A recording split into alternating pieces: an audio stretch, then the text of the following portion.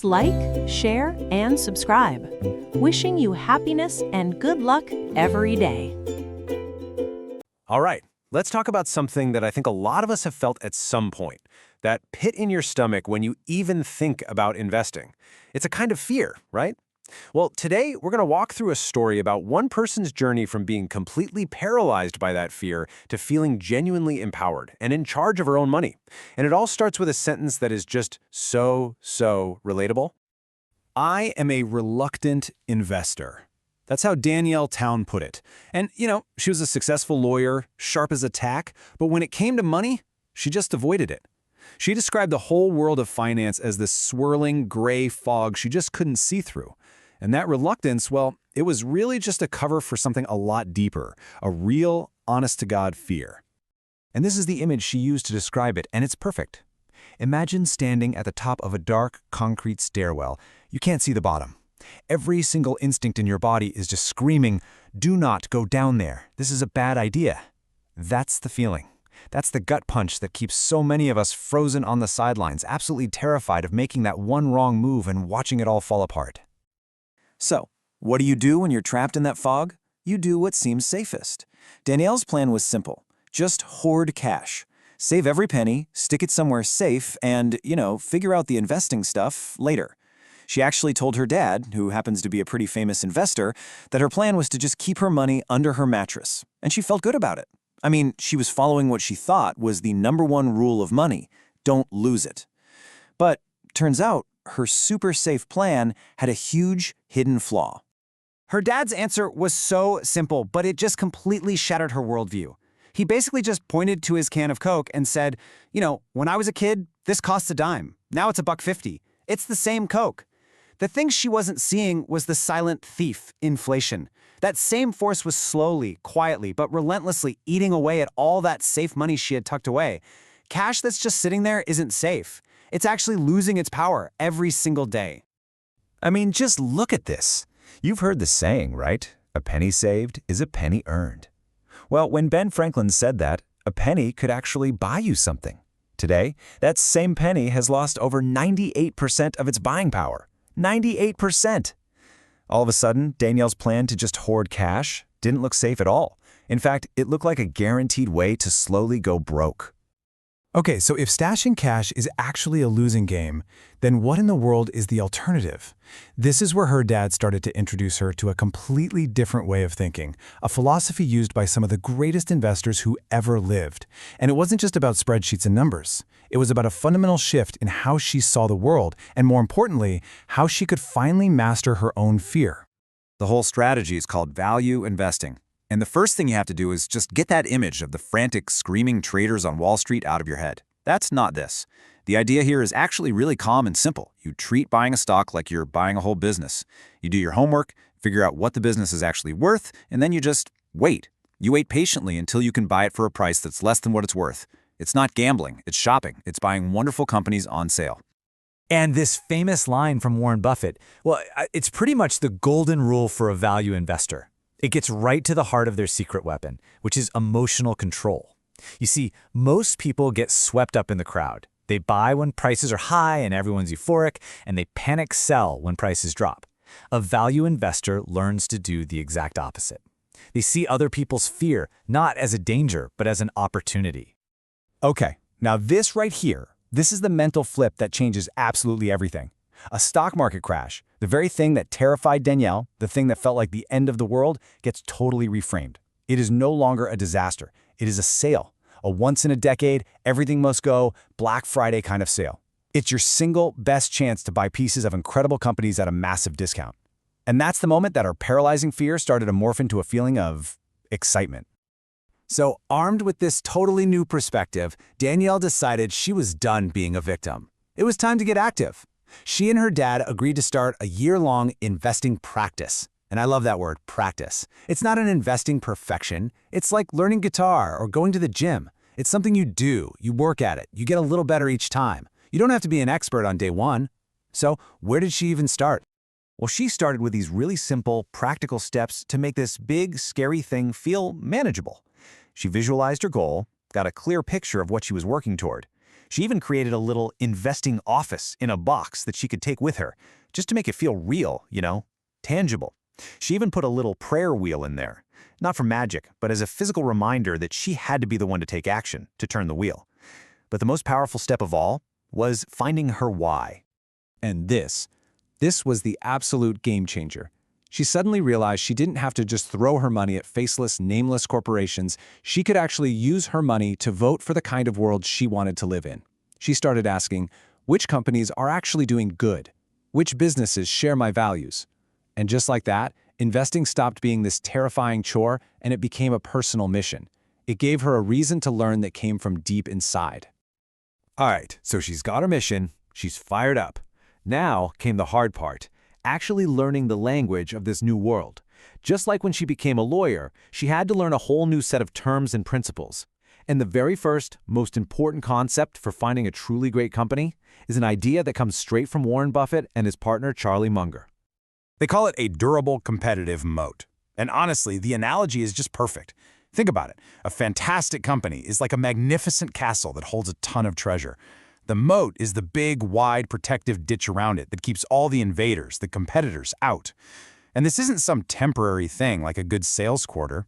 A moat is a deep structural advantage that protects the castle for years, even decades. Now, these moats generally come in four main types. You've got a brand moat, like Coca-Cola, where people will pay more just for the name they've trusted for a century. Then there's a switching moat. Think about Apple. Once you've got the iPhone, the Mac, the watch, it's a huge pain to switch to something else, right? That's the moat. A price moat means a company is just the undisputed king of low cost. And a toll bridge moat means a company basically has a monopoly on something essential. Your job as an investor is to find companies with at least one of these powerful defenses. So let's actually try this out. Let's take Coca-Cola. Does it have a brand moat? Oh yeah, absolutely. It's one of the strongest in the world. But what about the others? What about its secret formula? Well, that's not really a secret moat, it's just part of the brand's story.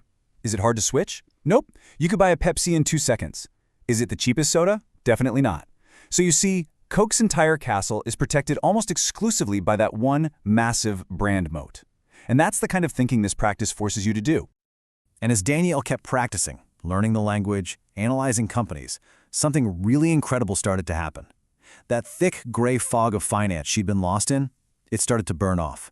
The more she learned, the more competent she felt. And competence has this amazing side effect. It builds real, genuine confidence. She was finally ready to move from just practicing to actually doing.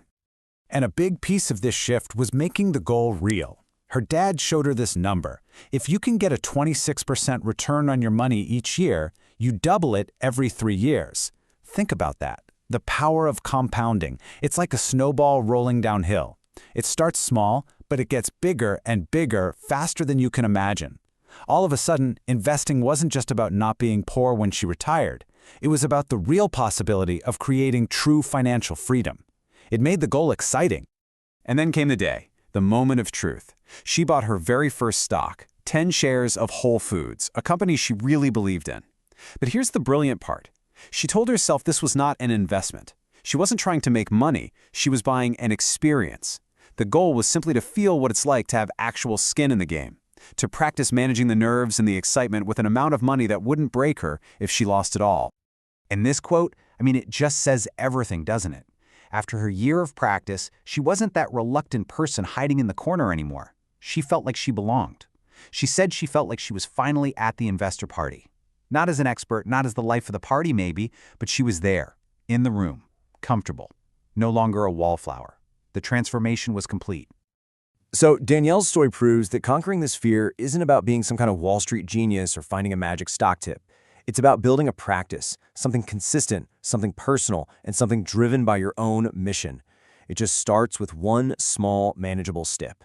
So I guess the only real question left to ask is, what's your first step going to be? You ever have that feeling, the one where you've done everything you were supposed to do? Went to the right school, got the impressive job, worked your tail off, only to wake up one day and realize you've built yourself a really, really nice cage. Well, today we're going to dive into a story about exactly that. It's about a highly successful lawyer who got to the top of her game only to find out she was completely and totally trapped. Wow. That sentence it hits hard, doesn't it? All those years of grinding away. And the prize at the end wasn't freedom. It was just more work, more of the same, an endless treadmill with no off-ramp in sight. And hey, maybe the details are different for you, but that feeling, I think a lot of us know exactly what that feels like. So let's pull back the curtain a little. What did this so-called lifelong treadmill actually look and feel like?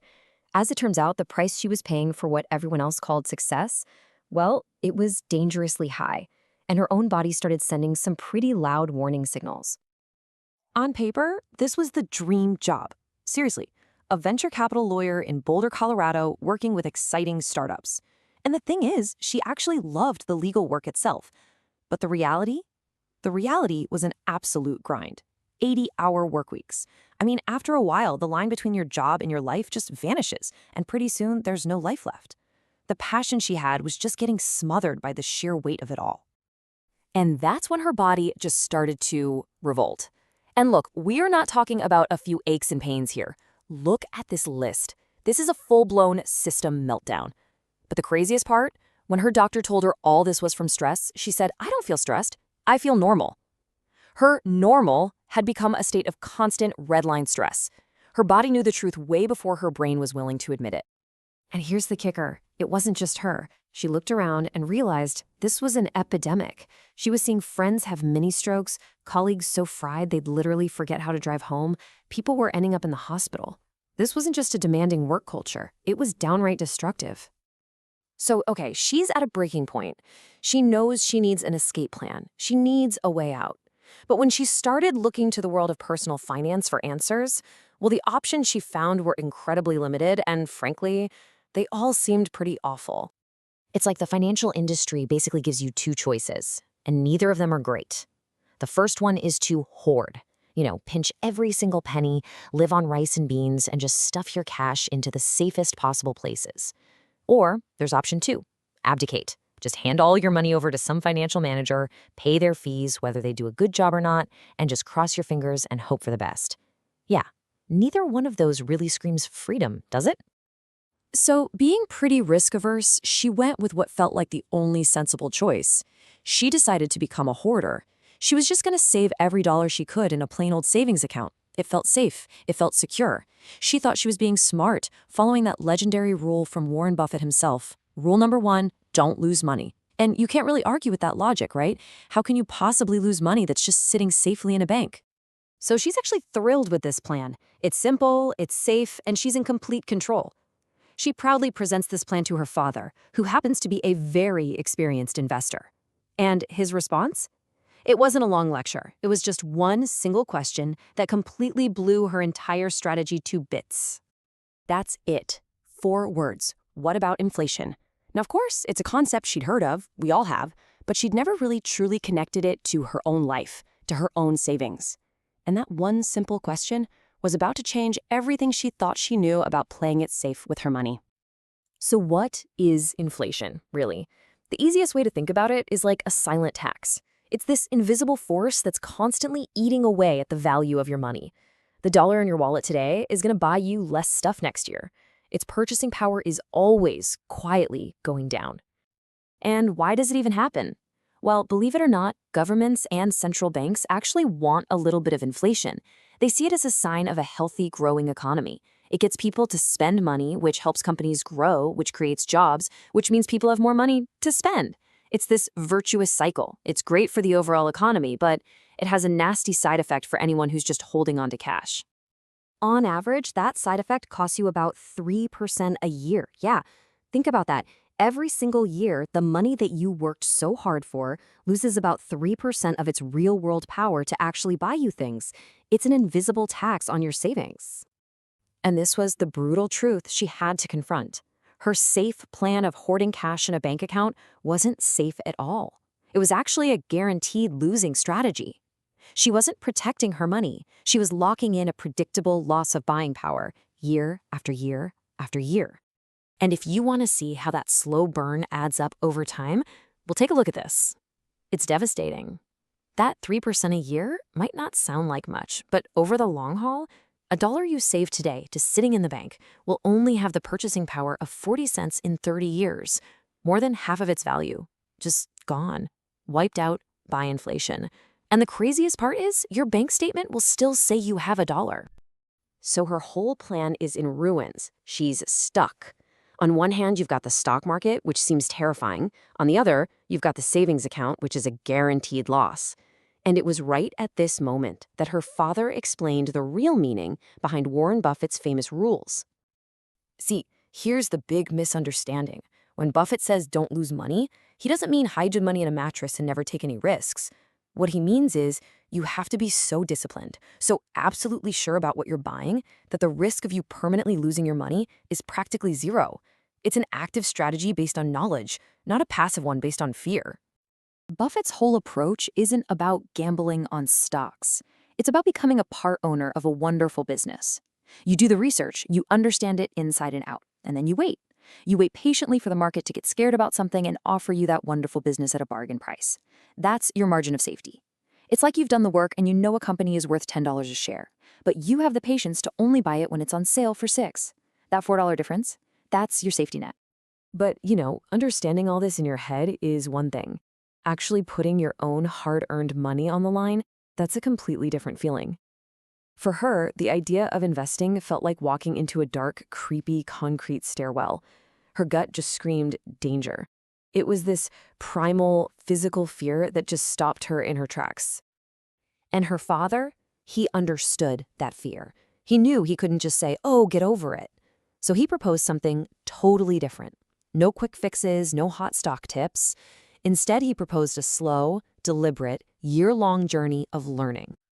And this is such a powerful idea. He told her to stop thinking about it as this big, scary thing called investing. He said, treat it like a practice, like you would practice yoga or practice medicine or even practice law. It's a skill you build over time. You start with the basics, you repeat them, and slowly what once seemed complicated becomes second nature. This idea just takes all the terror out of it and turns it into a calm, manageable process. And he didn't just give her the idea. He gave her a complete roadmap. A structured 12-month curriculum, you can see it here. They started with the most important step, just becoming brave. Then, step by step, they'd move through everything from figuring out her financial goals, to understanding the market, to picking great companies, to knowing what price to pay. And they'd end by building what he called an antifragile portfolio, one that doesn't just survive chaos, but actually gets stronger from it. Suddenly, that dark stairwell had a clear, brightly lit path all the way to the top. And what else could she do? She agreed. She finally understood she was stuck. Staying put meant she was guaranteed to lose to inflation. The only real path forward was to face that fear head-on and begin the practice. She had to take that first step toward building her own freedom. Her whole journey just started with being brave enough to look at her situation and say, this isn't working for me anymore. And it really makes you think, doesn't it? What would that kind of freedom, the real ability to live the life you were born to live, not just the one you fell into, what would that really mean for you? You know that feeling, that knot in your stomach when you even think about your finances? It's that feeling of being so completely overwhelmed, you just want to throw your hands up, hand it all over to somebody else, and just hope for the best. Well, today we're going to explore a journey that starts right there, in that exact place of anxiety, but leads to something truly powerful, financial freedom. And believe it or not, it all starts with figuring out one simple but absolutely life-changing thing. What's your number? Man, this quote just nails it, doesn't it? That feeling of being trapped by money stress? I've been there. The complexity, the jargon, the constant nagging fear that you're going to make a huge mistake, it can feel exactly like this, like the walls are closing in. And this feeling, this is where our story begins. So how do we break out of that concrete stairwell? How do we get to a place of clarity and real control? Well, here's the path we're going to walk together. First, we'll talk about why it's so incredibly tempting to just give up control. Then, we're going to uncover the real costs that are hiding in all that fine print. After that, we'll see the unbelievable power of compounding at work. We'll actually figure out the number that defines your freedom. And then finally, we'll explore the mindset you need to make it all happen. Okay, so our journey starts with a very, very human instinct, especially when we're facing something that seems really complex. It's the desire to just abdicate, to find a professional, hand them our money, and trust them to figure it all out. And let's be honest, it's a super appealing thought. But here's the thing you have to understand. That feeling of overwhelming complexity, it is not an accident. The financial industry has spent decades and literally billions of dollars building this impression that investing is way too difficult for the average person. See, they profit from our uncertainty, positioning themselves as the only possible solution to a problem they helped create. And there's some powerful psychology at play here. It's not just about saving time or avoiding effort. Abdicating is a way for us to emotionally distance ourselves from failure. Think about it. If I lose my own money, that blame feels crushing. It's all on me. But if a professional loses it, well, I just picked the wrong expert, right? The crash was on them. It's a subtle but really powerful emotional shield. So you decide you want to hire a pilot for your finances, but then you hit this. This is the first roadblock so many people run into. You're told your plane isn't big enough. A lot of financial advisors have minimums, like $250,000, before they will even take your call. You don't have enough money for them to manage your money. It's an incredibly frustrating catch-22. So if hiring a personal advisor is off the table for a lot of us, what are the other options? Where else can we turn to hand over the controls? And maybe more importantly, what is the real cost of doing that? Turns out, abdication comes in a lot of different flavors, but they all share one key ingredient: fees. Whether it's an old-school mutual fund or one of those trendy robo-advisors, a slice of your money is being taken out every single year. And here's the kicker, especially with mutual funds. Those fees are charged whether your investments go up or down. You pay them no matter what happens. Now this is what I find so fascinating. We're all conditioned to feel like we're these small, powerless players in a giant game run by Wall Street. But just look at this. A staggering 85% of the money in the stock market is our money. It's from our 401ks, our savings, our insurance policies. Collectively, we, the little guys, we actually own the market. We've given away the steering wheel. And this right here is the fundamental, painful truth of abdication. You are not paying a fee based on how well they perform for you. You are paying a service fee simply for the privilege of being their client. Now, 2 or 3% might not sound like a lot, but it is a constant leak in your financial boat, year after year, in good markets and bad. Okay, so the path of abdication is full of gates and tolls and fees. So what's the alternative? Well, it starts with understanding the single most powerful force in all of finance. It's a concept that can literally create what the source material calls private jet-level differences in wealth over time. And this is it, compounding. It's the simple idea that your money starts making money. It's when the earnings from your investments start to generate their own earnings. This isn't slow and steady linear growth. This is exponential. It's like a tiny snowball rolling down a really long hill. Eventually, it becomes an avalanche of wealth. Let's just break it down super simple. You invest $10 and you make a $2 profit. Great. But here's the key. You don't spend it. You reinvest it. So now you have $12 working for you. The next time you get that same 20% return, it's not on $10, it's on $12. You make $2.40. You see that extra 40 cents? That's the magic money. It's money you didn't contribute, growing all on its own. Now just imagine that effect playing out over 30 or 40 years. All right, now we get to the heart of it. We understand the drain of fees, we understand the magic of compounding, so now let's plug in some real numbers. This is where a simple spreadsheet can reveal 2 completely different life paths, and it all hinges on one single choice. So here's our hypothetical person. Let's say they're starting with 40 grand. They're committed to saving $15,000 a year for the next 30 years. And their goal, their dream, is to live a lifestyle that costs about $80,000 a year in today's dollars once they retire. You know, for a lot of people, this is a very realistic, very attainable goal. Okay, so first, let's follow the path of abdication. Historically, the stock market has returned about 7% on average over the long term. But remember those fees we talked about? Let's be pretty conservative and say we subtract 2% for advisors and fund managers. That leaves you with a net return of just 5% per year. And what's the result of that 5% return? This is the part that is just genuinely shocking. Following this path, you work for 30 more years, you save diligently, and you run out of money just 7 years into retirement. You run out at age 72. You face the very real prospect of working for the rest of your life. That small 2% fee doesn't just reduce your gains, it completely shatters your future. But what if there's another way? What if instead of just accepting the market average minus fees, you took control? What if, by learning the principles of investing that guys like Warren Buffett use, you could aim for a significantly higher rate of return? Let's say a goal of 26%. Now, I know that sounds ambitious, but it's what some of the best investors in the world have actually achieved. And the result is, frankly, it's almost hard to believe. With the exact same starting money, the same annual savings, if you achieve that 26% return through self-investment, it doesn't just mean you don't run out of money. It means that by age 95, you would have amassed nearly $15 billion. It sounds impossible, but that is the staggering mathematical power of compounding when it's not being eaten away by fees. And here it is. Here's the most liberating part of this whole story. The goal isn't just about having a massive fortune when you're old. At that higher rate of return, you could reach your number, the amount you need to live on your desired lifestyle forever, in just 9 years. Not 30, 9. That is the difference between retiring someday and achieving real financial freedom inside of a decade. The numbers are incredibly compelling, right? They paint a crystal clear picture of two completely different futures. But just seeing the potential on a spreadsheet and actually going out and achieving it, well, those are two different things.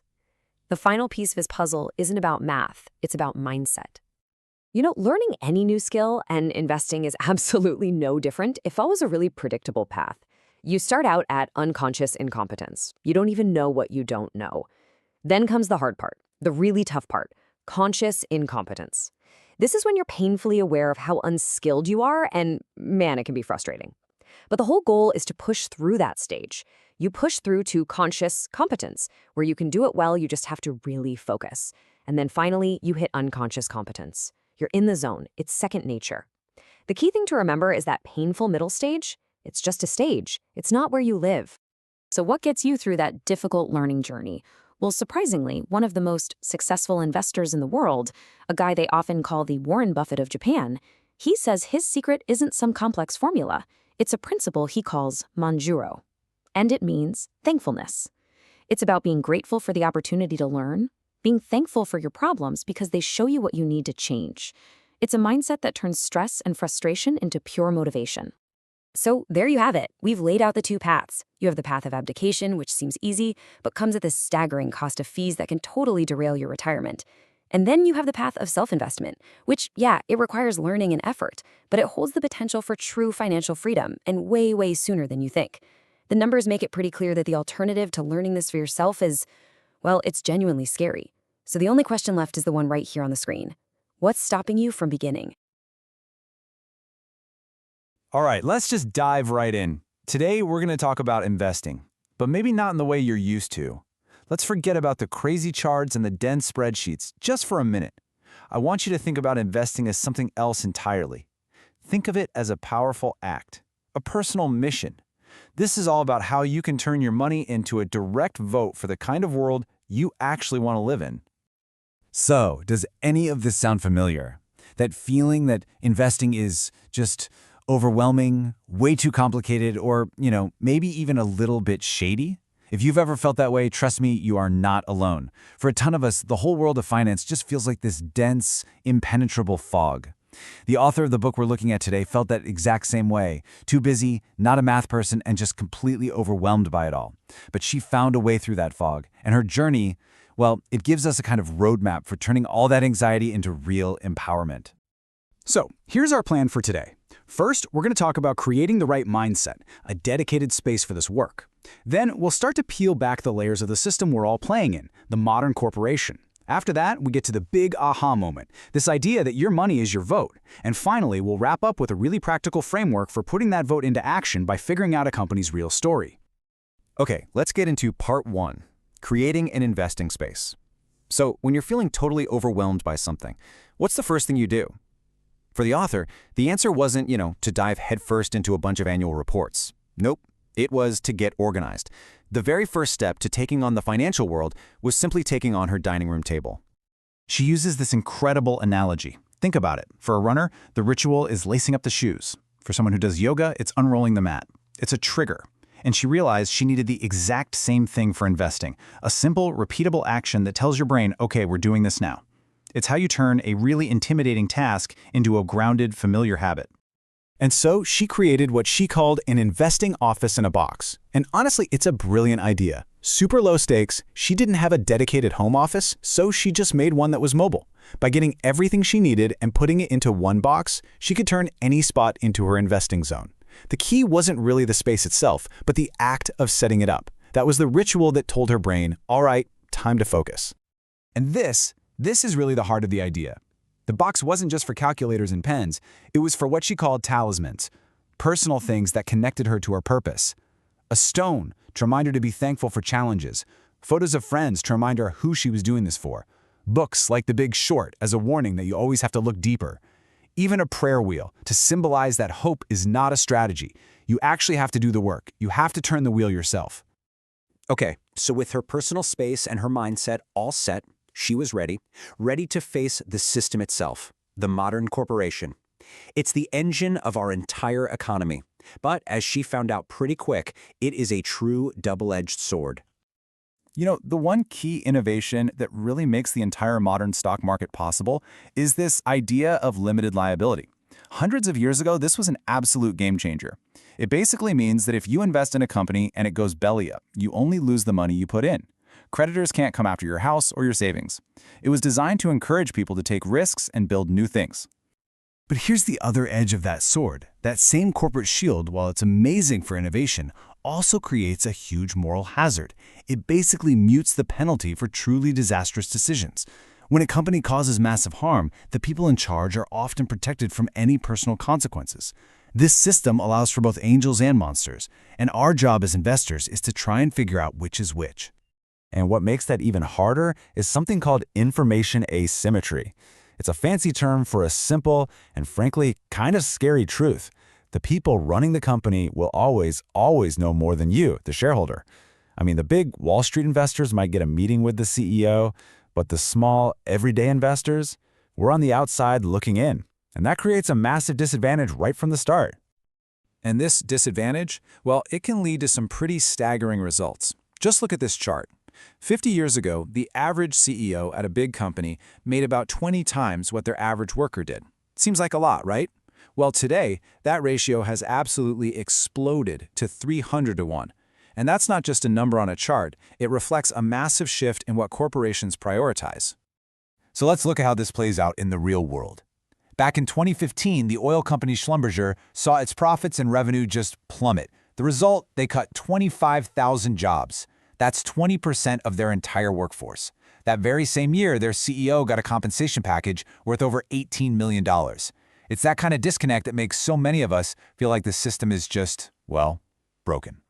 And that feeling that the system is broken, that leads us right into our third section. This is the big turning point in the story, voting with your money. This is the moment where the author's whole perspective shifts from being a fearful, passive observer to an active, empowered agent for change.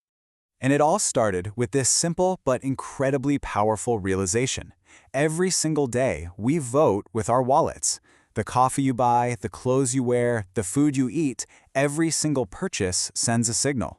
It's a vote for the kinds of businesses you want to see more of in the world. The author realized that investing is just an extension of that same idea, but a much more powerful one. So if you choose to buy organic vegetables at the store, you're casting one small vote for sustainable agriculture. But when you buy stock in a company that practices sustainable farming on a massive global scale, now you're casting a global vote. You are literally funding the very mission you believe in. Now, I know what you might be thinking. Come on, my small investment is just a drop in the ocean. But get this, of the roughly $70 trillion in the world's stock markets, a staggering 85% of it is what the author calls our money. It's our pension funds, our retirement accounts, our individual portfolios. Collectively, we are not a drop in the ocean. We are the ocean. And hey, this isn't just some nice theory. It has actually worked. When investors, together, pulled their money out of companies doing business in apartheid-era South Africa, it helped bring that entire system down. When they divested from cigarette companies, it crippled the industry. And when they poured money into organic food, they completely transformed grocery stores around the world. Money talks. Okay, so if we have all this power, how do we actually use it effectively? And that brings us to our final section, finding a company's story. This is the practical, rubber-meets-the-road framework for putting this whole mission-driven philosophy into action. The author's father, who was a really experienced investor, he taught her to create a story for any company she was thinking about. And this isn't just, its founding date and its revenue. It's a clear, simple narrative that answers the most important questions. What does this company actually do? Who's running the show? What makes it special? And most importantly, what is its purpose beyond just making a profit? So her father's framework was built on these 4 M's: meaning, moat, management, and margin of safety. But the author, she added her own crucial 5th component to that list: mission. Does the company's core mission align with your personal values?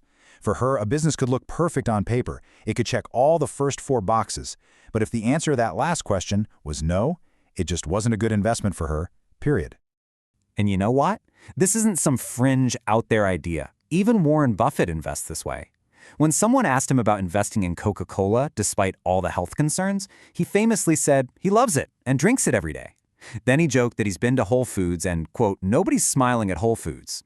Now, the point isn't whether Coke is good or bad. The point is that even one of the most successful investors on the planet aligns his money with what he personally understands and values.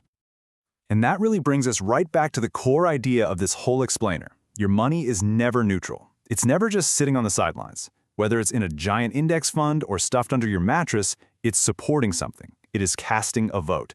So the only real choice you have is whether you want to be conscious of that vote, to take control of it, and to embrace the incredible power that comes with it. So, as we wrap up, I want to leave you with this one question to really think about. Your money is already out there in the world, and it's telling a story about what you value and what you support. The only question left is, are you the one writing that story?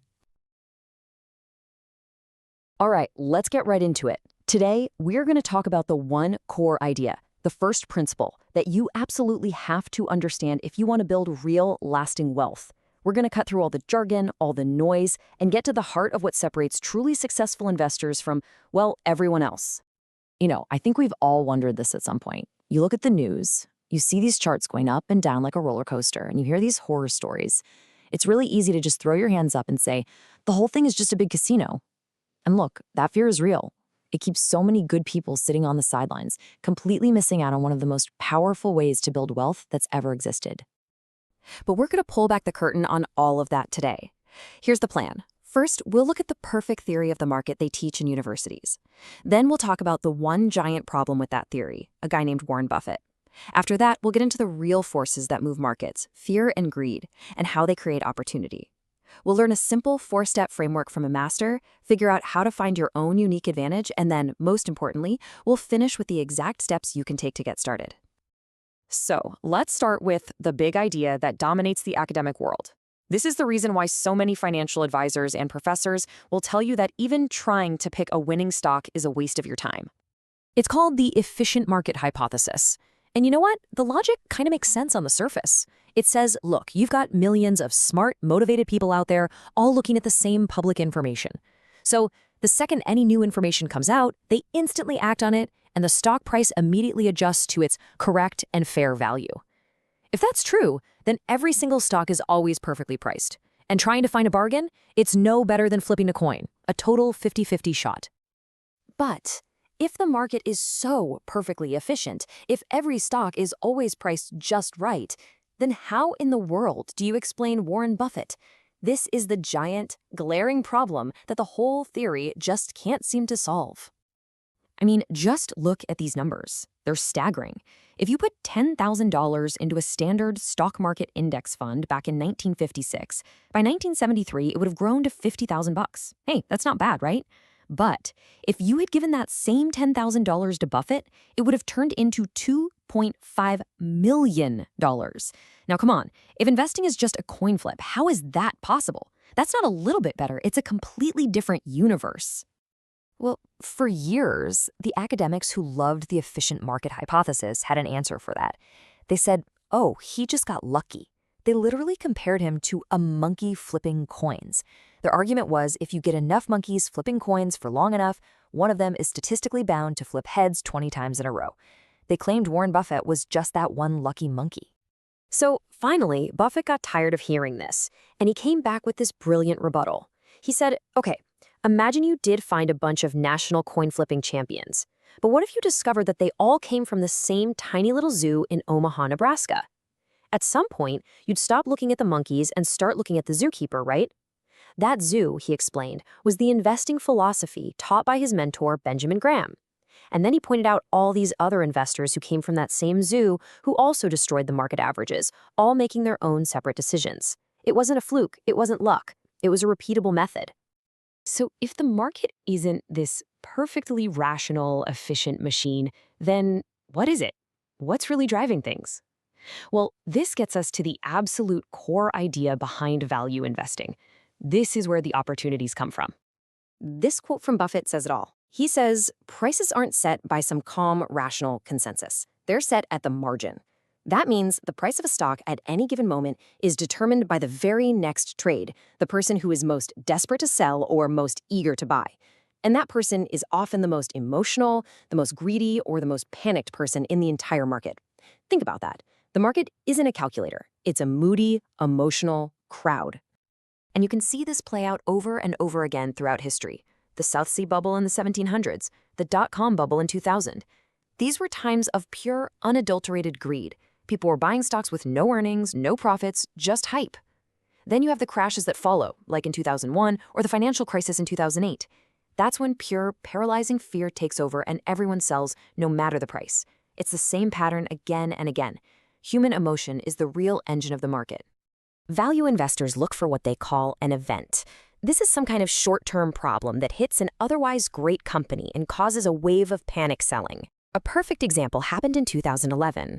There was turmoil in Egypt, a huge producer of cotton, and cotton prices shot through the roof. Gildan, the world's biggest maker of t-shirts, came out and said, hey, because of this, we're not going to be profitable for the next year. Well, the market freaked out. People sold the stock like it was radioactive. But what the CEO also said was that this was a temporary problem. Other farmers would plant more cotton. Prices would come back down. The emotional crowd sold based on the next 12 months of bad news, creating an incredible opportunity to buy a fantastic business for pennies on the dollar. Okay, so if the market is this chaotic, emotional place, how do we possibly navigate it? How do you find those opportunities? For that, we turn to Warren Buffett's partner, the legendary Charlie Munger, who basically distilled their entire life's work into a brilliantly simple toolkit. And that's the amazing part. You think the secret behind building one of the world's greatest fortunes would be incredibly complex, right? Nope. It all boils down to just 4 core principles. That's it. They sound simple, but believe me, there's a lot of wisdom packed into each one. So here they are. Number 1, you have to be capable of understanding the business you're buying. 2, that business needs to have some kind of durable competitive advantage, a moat, to protect it from competitors. 3, the people running the show have to have integrity and talent. And 4, the price you pay has to be low enough to give you a margin of safety. Now, all 4 are critical, but we're going to spend the rest of our time on the most important one, the foundation of it all, number 1. This leads us right to Munger's first rule, and honestly, it's a game changer. The goal is not to be a genius who can analyze any company in any industry. The goal is to be realistic, to know the boundaries of what you truly understand, and to never, ever step outside of them. This quote really nails the philosophy. You see, before you even start thinking about what a good price is, you have to know with absolute certainty that you're looking at a wonderful business. And how can you possibly know if a business is wonderful if you don't even understand what it does? The quality of the business always, always comes first. So what's the most powerful tool you have? It's not some fancy spreadsheet or algorithm. It's a simple idea, the Too Hard box. Warren Buffett actually keeps a physical tray on his desk labeled Too Hard. His job isn't to solve every puzzle that comes his way. His job is to very quickly say, you know what? I don't get this. It's too hard, and just toss it aside. You're looking for the 1-foot hurdles you can easily step over, not the 7-foot walls you have to be a hero to get over. What you're left with is what he calls your circle of competence. And here's the best part. Every single one of us already has one. It's built from your job, your passions, your hobbies, the products you buy every week. It's that small set of topics where you already have a built-in advantage because you understand the landscape. So how do you find yours? Try this simple exercise. Get a piece of paper and draw 3 big overlapping circles. In the first one, write down things you're passionate about, your hobbies. In the second, list where your money goes. What brands do you love? What services do you pay for? And in the third circle, write down where you make your money. What industry are you in? Now, look at the area where all 3 of those circles overlap. That little intersection, that's your starting point. That's the heart of your circle of competence. Okay, so this all sounds good in theory, right? But how do we actually put this into practice? What can you do like tomorrow morning to get started on this path? Let's make it real. Here's a challenge for you. A 2-week investing intensive. It's just 2 things. First, start reading a business newspaper every day, something like the Wall Street Journal. You don't have to understand everything. The goal is just to get comfortable with the language, to get a feel for what normal looks like in the business world. Second, go online and start reading Warren Buffett's annual letters to his shareholders. They are totally free, they're written for regular people, and they are an absolute masterclass in this way of thinking. You're just watering the root so that later on you can enjoy the fruit. And as you're doing this, just remember what this practice is all about. It's not about being busy. It's not about trading every day. In fact, Buffett calls it laziness bordering on sloth. It's about having the extreme patience to do your homework and then wait and wait and wait until one of those events happens and a wonderful business goes on sale. And then you have to have the extreme courage to buy when everyone else is panicking. So I'll just leave you with this one question to think about. When you do that 3 circles exercise, your passions, your spending, your work, what's the first industry that pops into your head? Don't overthink it. Whatever that is, that's where you begin. That's your first step on the path.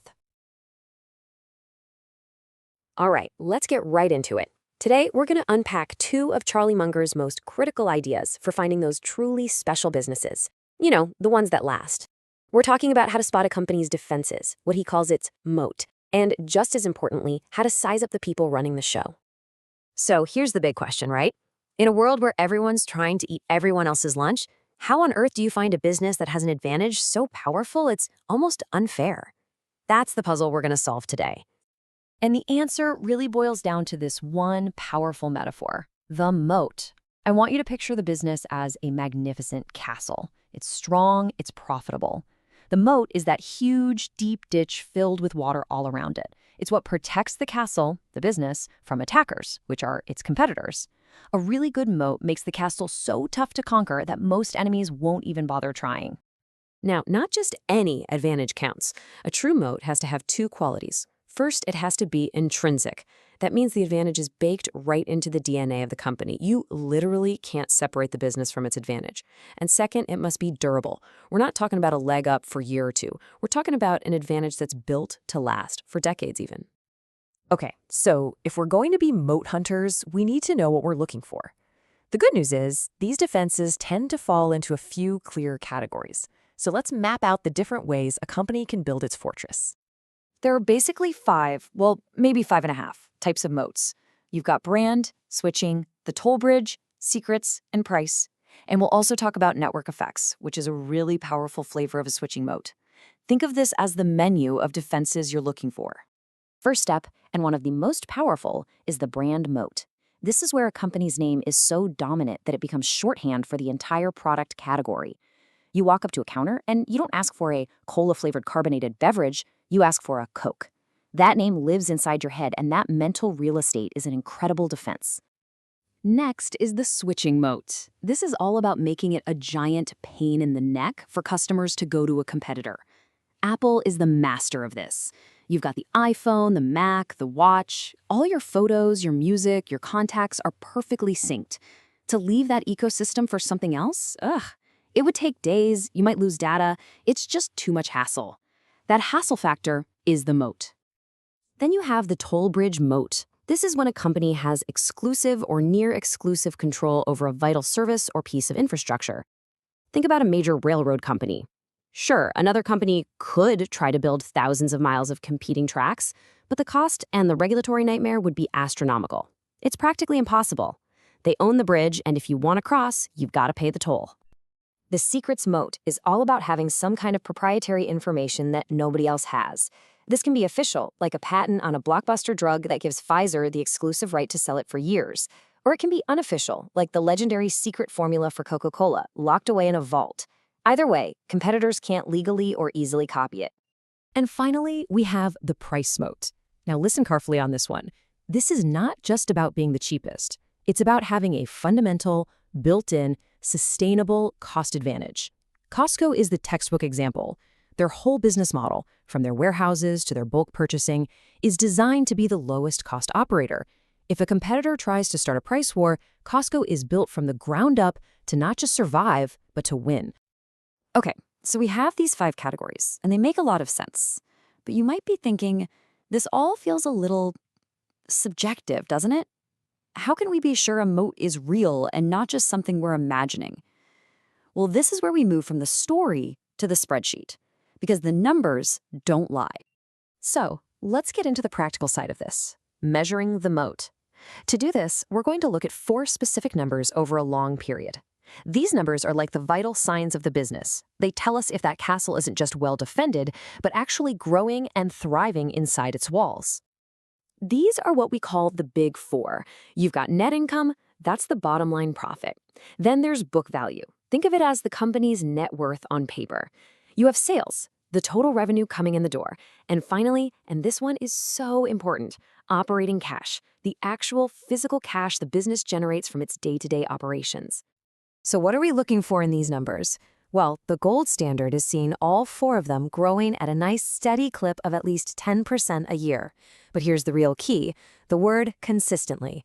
I'd rather see a company grow predictably at 6% every single year like clockwork than one that grows 30% one year and shrinks 10% the next.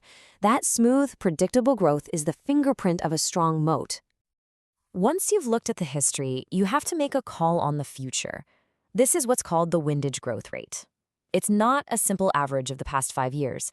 It's your educated guess, your judgment call, based on everything you've learned. You have to be like a sniper, accounting for the wind, the industry trends, the competition, before you make your prediction. It's part art, part science. So, you found a beautiful castle with a wide, deep moat. Fantastic. But what if the king and queen inside are making terrible decisions? A great business can be ruined by bad leadership. That brings us to the absolutely essential final piece of the analysis, evaluating management.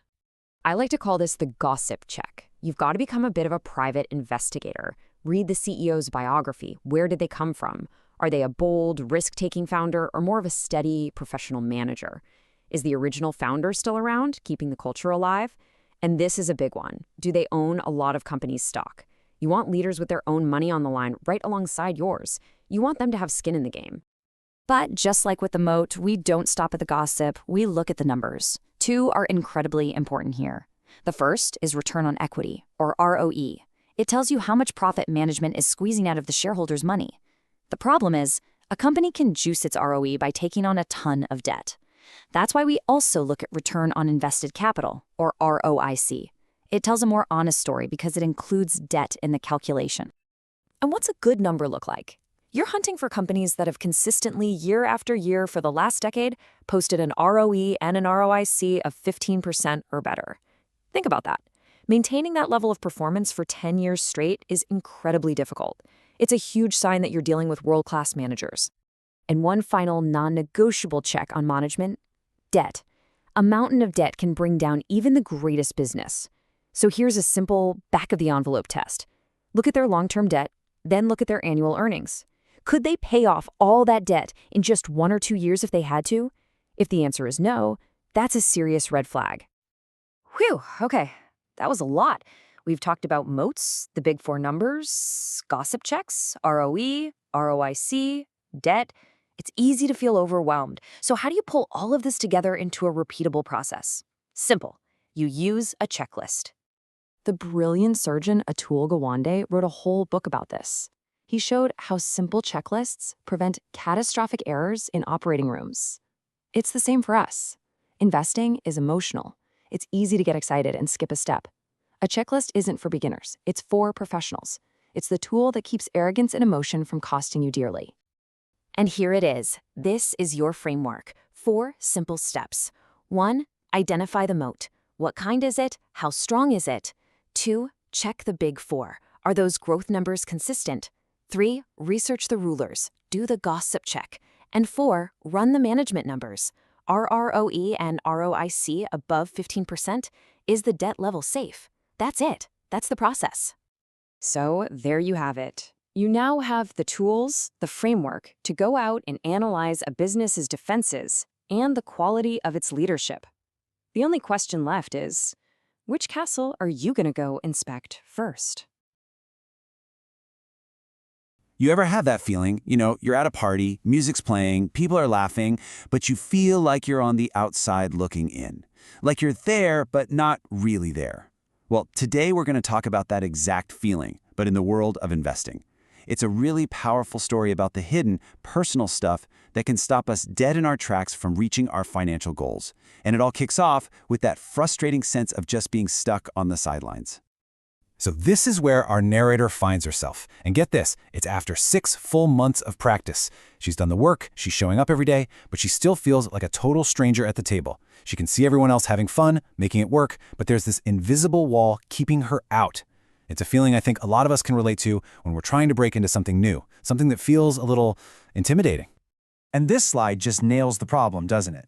On one side, you've got the financial world. For her, it meant stress, uncertainty, fear, all the stuff she wanted to get away from.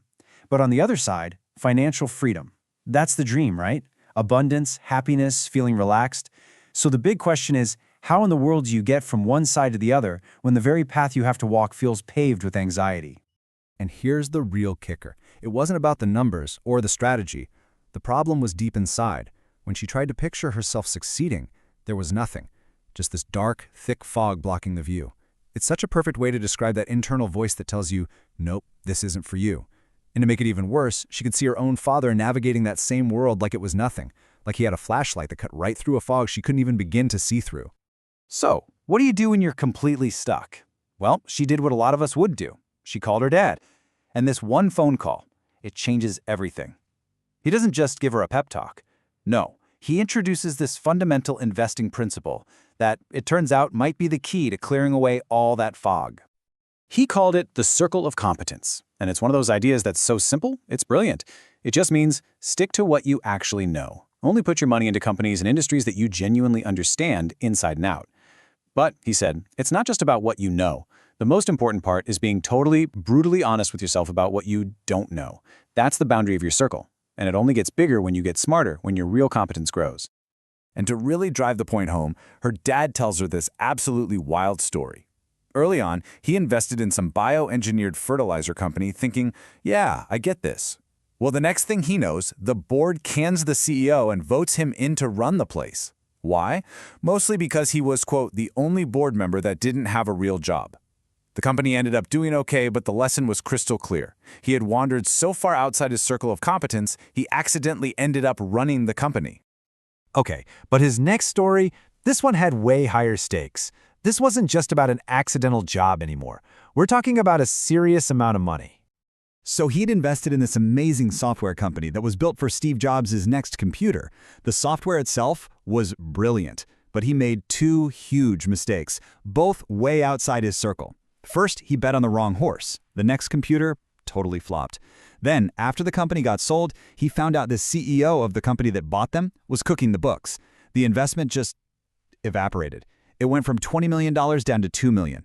A truly soul-crushing lesson that knowing the product is useless if you don't understand the entire playground. And this is the punchline. After all those complicated, high-tech deals, his big takeaway was this. He should have just stuck with what he knew from day one, what he was passionate about, Smith & Wesson and Harley-Davidson. I mean, it's a funny line, but he was dead serious. He knew those products, he knew their customers, he understood the culture. That was his real circle of competence. So, the concepts are clicking for her, the advice is good, and then boom, one little offhand comment and the whole conversation takes a nosedive.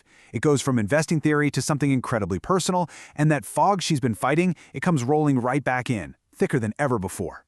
And there it is. She connects that next computer story, the one about losing millions, not to a financial loss, but to his absence when she was a kid. Just like that, a friendly chat about money is suddenly loaded with years and years of hurt.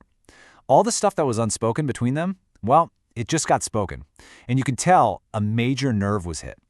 She feels it immediately, that sick feeling in her stomach. And in that moment, she has this massive realization.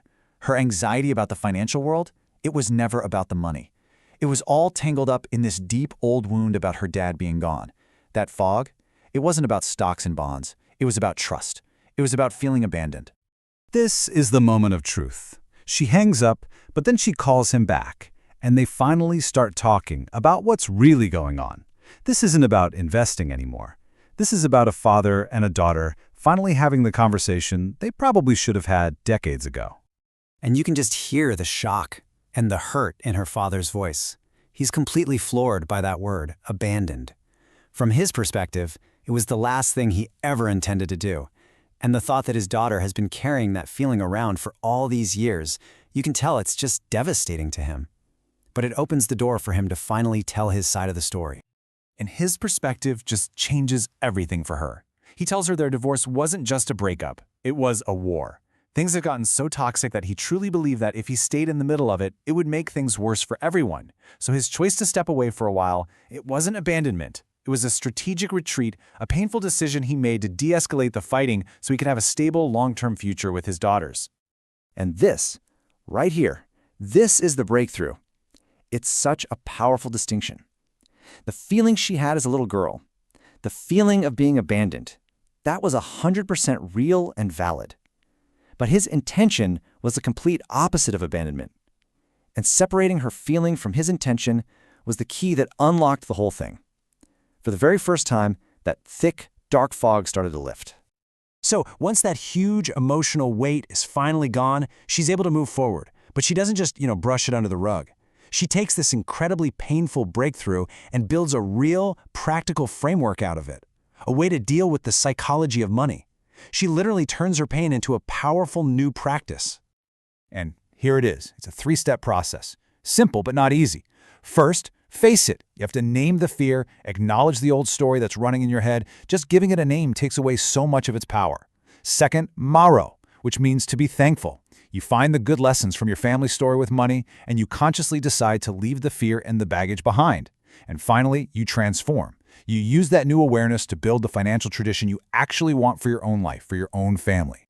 And as she's doing this work, she realized she wasn't the first one in her family to deal with this fog. Her own grandmother, a tough woman who built a house with her own 2 hands, was offered this massive business opportunity to design hundreds of homes. And she buckled. She turned it down because she just couldn't see herself being that successful. It was the exact same invisible script, just playing out a generation earlier. So how do you actually start? Where does the rubber meet the road? With this brilliant, simple idea she calls fantasy investing. No real money is on the line. She just made a basic spreadsheet and started picking companies that were inside her circle of competence. Brands she actually used and understood, like Whole Foods, Costco, Chipotle. It's a totally low-stakes, zero-risk way to just start practicing, to get your reps in, and overcome that fear of actually making a decision. All right, let's see how this all comes together. Because after confronting the past and building a new way of operating in the present, her whole vision of the future changes. That fog that had been blocking her view for so long is finally gone, and what's left is something clear and confident and new. The third time she tried that visualization exercise, the image was crystal clear. No fog, no nausea, none of that. She saw a version of herself who was grounded, steady, secure. And that constant, low-level hum of worry about money, it was just gone. The vision wasn't about being flashy or having a mansion. It was about feeling free. And she said it was a good vision. It was something she could finally truly believe in and start building. Which really just leaves us with one last question to chew on. Her whole journey shows how deeply our personal stories and our financial lives are connected. The stuff we inherit, the fears we pick up without even knowing it, they create a kind of family tradition around money. So the question is, what's yours? What's the invisible script that might be shaping your financial decisions right now without you even realizing it? It's definitely something worth thinking about. All right, let's dive in. Today, we are getting to the heart of it all. We're tackling the final and, let's be honest, the one that scares most people off. Charlie Munger's 4th principle of investing, how to actually price a business. The principle itself sounds so simple, right? Don't overpay for something and try to buy it on sale to give yourself a nice little cushion. But actually doing it, well, that seems to require one thing that just stops so many of us dead in our tracks. Yep, that's the one. Math. For a lot of people who are genuinely excited about investing, this word is like a giant brick wall. It's what keeps them on the sidelines.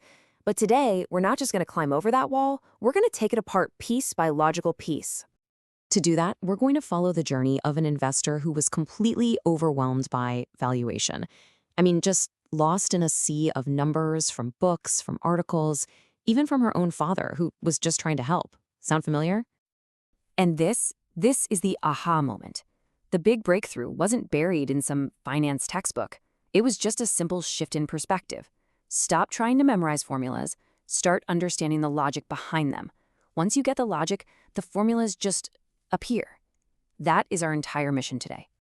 Okay, so how do we start thinking logically about this? Well, we're going to go straight to the master of making complicated things simple, Warren Buffett, and an analogy he uses that just changes the whole game. Buffett's genius here is to tell us, hey, forget the stock market for a second. Start with something you already get, something tangible, like buying a rental property. You know, you can wrap your head around the purchase price, the cost of a new roof, the rent you collect. It makes intuitive sense. This is our foundation. Now think about it. A smart property buyer doesn't just look at one number. They look at the rental income, sure, but also what other houses in the neighborhood sold for, right?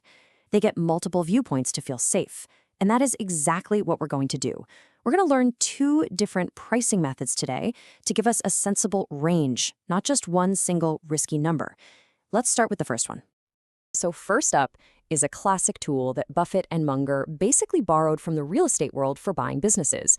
It's called the 10 cap, and honestly, it's just beautiful in its simplicity. So, what in the world is a cap rate? It's just a fancy term for the cash return you get on your investment each year. A 10 cap just means you're aiming for a 10% return in year 1.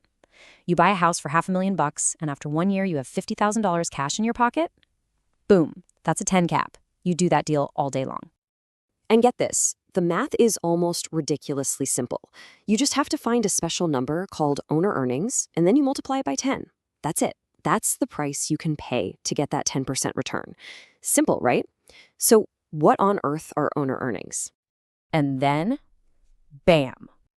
You see Buffett's official definition, and it looks like a final exam from an accounting class you never took. Your eyes just glaze over, right? Okay, deep breath. Don't worry, this is exactly where logic rides in to save the day. Let's translate this into plain English. Okay, let's just walk through this logically. The goal is super simple. Find the actual spendable cash an owner could take out of the business without hurting it. 1, we start with net income, the official profit. 2, we have to add back things like depreciation. That's just an accounting expense for wear and tear. No actual cash left the building, so we add it back. 3 and 4 are a couple more quick accounting tweaks to get us closer to pure cash. And then, number 5, and this is the most important one, we subtract the real money the business has to spend just to stay in the game. Things like new computers, new trucks, fixing the roof. We call that maintenance capex. What's left over? That's the good stuff. That's the true cash. Okay, let's make this real. Back to our rental house. It's really just the profit you make from rent minus what you should be setting aside each year for big repairs. You got to save up for that new furnace eventually. What's left, as you see here, is the true cash you can stick in your pocket, $24,000. Now here's where it gets really powerful. Look at this. The exact same logic we used for a house works for a small business. For this little lemonade stand, we just follow the same 5 steps, pulling a few numbers from its financials, and we land on its true owner earnings. And just to really drive the point home, look what happens when we apply that same logic to a massive publicly traded company like Whole Foods. The numbers are way bigger, obviously, but the thinking is precisely the same. Start with profit, adjust for the non-cash stuff, and subtract what it costs to keep the lights on. It always works. And that is the key. Once we have that owner earnings number, $981 million, we use our simple formula, multiply it by 10, and there we have it. Our first stake in the ground, our first sensible price for Whole Foods, about $9.8 billion. Okay, that was method 1. But you might be asking, hey, what about growth? And that's a great question. The 10 cap is fantastic, but it kind of ignores the future. And that's where our second tool, payback time, comes into play. It brings growth right into the center of the picture. Payback time asks a really simple, powerful gut check question. If I buy this business today, how long is it going to take for the cash it produces to pay me back completely? It's a great way to think about risk. And for us, the magic number is 8. We want all of our initial investment back in our pockets in 8 years or less. Now, to do this, we need a slightly different flavor of cash called free cash flow. And honestly, it's even easier to calculate than owner earnings. You just grab one number from the financial statements, cash from operations, and then you subtract all the money they spent on big stuff, both for upkeep and for growing the business. That's it. So here's what we do. We take that free cash flow number and we project it out for 8 years into the future using a conservative growth rate that we have already figured out. The grand total of all that cash generated over 8 years, that becomes our payback time price. For our little lemonade stand, that comes out to about $24,778. All right, we've done the work. We've got 2 different prices calculated with 2 different logical methods. And you might be thinking, wait a minute, which one is the right one? Well, that's the wrong question. This isn't about getting one right answer. This is where we find our safety. Let's go back to Whole Foods. Remember, our 10-cap price was almost $10 billion. But when we run the payback time calculation, the price we get is only $4.2 billion. That is a massive difference. So what gives? Well, the payback time method saw all the money Whole Foods was spending on building new stores to grow, and it subtracted that cash right off the top. And that huge gap between the 2 prices, that's not a problem. That is the solution. It gives you a logical range of sanity. It tells you that a reasonable price for Whole Foods is probably somewhere between $4 and $10 billion. Buying toward the low end of that range means you're protected. You don't have to perfectly predict the future. It gives you an enormous margin of safety. So you see, valuation, it's not about some secret formula. It's about using logic to find a sensible range. It's about being approximately right instead of being precisely wrong. And now you have the tools to do just that. The only question left is, which wonderful business are you going to practice on first? Welcome to This Explainer. You know, today we're going to walk through a journey that I think a lot of us can relate to, that move from being kind of scared of all the financial stuff to feeling truly confident. We're going to break down one of the most powerful concepts in all of investing, a principle that's really like your ultimate safety net. And we're going to start with a feeling I bet we've all had at some point. It's that sinking feeling you get when you're staring at a wall of numbers and formulas. The source material just nails it, describing this dread of facing the worst math. And yep, it's in all caps for a reason, because that's exactly how it feels, like this giant, unbeatable monster. You know, this feeling of being totally overwhelmed was so real, the protagonist actually gave it a name, the enclosed, concrete stairwell feeling. Just think about that. It's that feeling of being trapped, surrounded by something you just don't get, with no clear way out. It's a perfect way to describe how intimidating investing can feel when you're just starting. But then, something really important starts to happen. There's a shift in our mindset. That terrifying all-caps monster, math, well, it starts to shrink. It just becomes math. And that's a huge deal.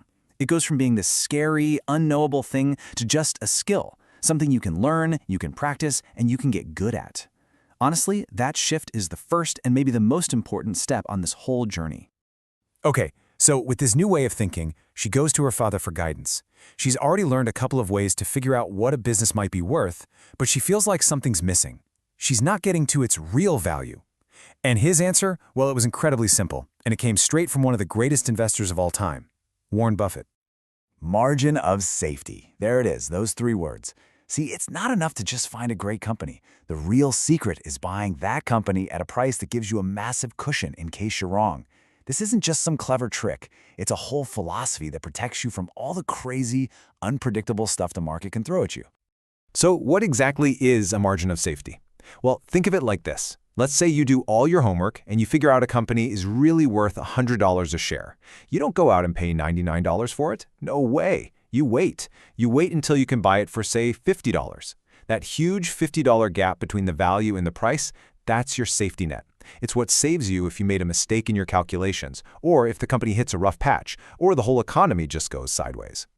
And what's so fascinating here is that she'd actually been using this idea the whole time without even knowing it. The 2 methods she already learned, the 10-cap and the payback time, they both have a margin of safety baked right into their DNA. The 10-cap method forces you to demand a really high return right off the bat, which means the price has to be low, and the payback time method does it by making you get all your money back in a really short amount of time. It's brilliant. All right, so this isn't just some vague concept. This principle actually builds into a specific, really powerful way to value a company. It's kind of like a simplified version of what the pros on Wall Street call a discounted cash flow analysis, and it is designed to give us a hard number, a concrete price for our margin of safety. And here's the best part. To make this whole thing work, you only need 4 numbers. That's it.